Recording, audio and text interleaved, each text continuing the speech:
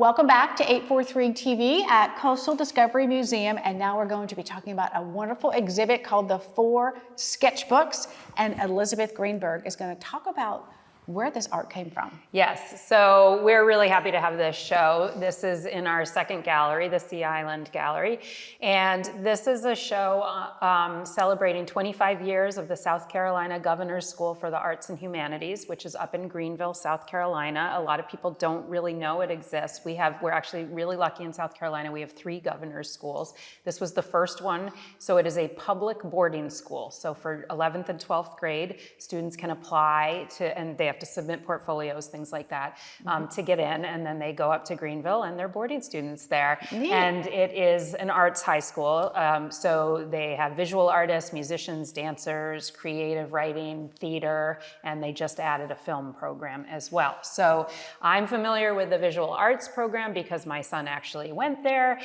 for that, and then also my assistant Tori went there for visual arts, and one of my colleagues here, his son went. So I had some familiarity with the students. Yeah. I got to see when my son was there just how amazing these students were, and I always had it in my mind that I would love to show their work. It was the 25th anniversary this year of the school, so it seemed like a perfect moment in time to do this, to pull together students. And so we're really lucky that we were able to get someone from the first class in first graduating class in 2001 through a current student who graduates this coming May.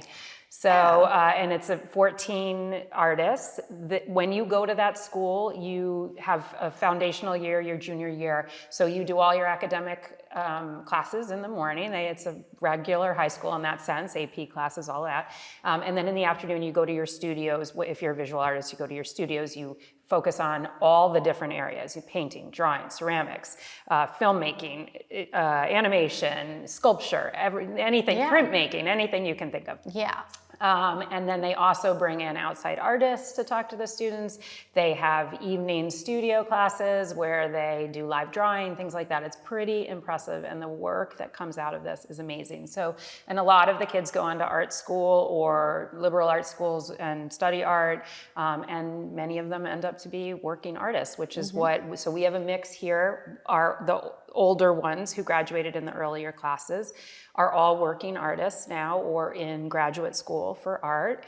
And then we have some of the more recent classes that graduated. They're all in college right now. Well, let's talk about some of the items on display. And by the way, the gallery is open now until when? Until January 4th. Okay. We have occasional closures in this room for lectures or because it's kind of a multi-purpose room. So if you are coming just for this show, just call our front desk to make sure. Okay. But it's open most of the time. Well, I know you have a special someone in the artist group here, and we'll probably let you share about that. But talk about a few of the pieces, and we'll get some close-ups. Yes, yeah. So we have a broad range. So for instance, we have Olivia Ruxton. She's a jeweler in Charleston now. She grew up on the island.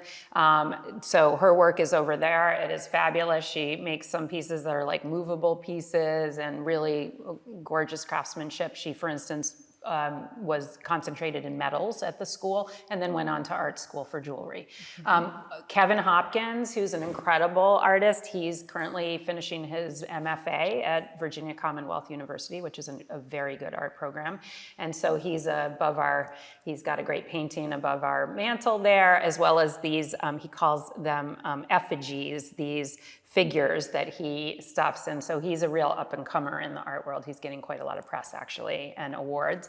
My assistant, Tori, has a great, she does multiple things, but she has collage is kind of her area, and she did a great collage that represents the school. And she actually helped come up with the title, which is 4 Sketchbooks a year, because along with all the work that they do in class, they are encouraged to keep 4 sketchbooks a year and to always have their sketchbook with them when they go. And I can attest that my son does that, so it's real. They really do it. Why don't you show off the piece that your son did for us? I know we want to share that. Go ahead. Yeah, so that's my son in the corner. He was a ceramics concentration. They have the most unbelievable ceramics teacher up there, Elaine Quave. Everybody loves her. Every student loves her. My son, Nathaniel, he is into sculptural work in ceramics as opposed to throwing, but lots of kids are amazing, throw amazing pots. So this was his senior concentration where he used found objects and ceramics. And so he did a whole creepy series.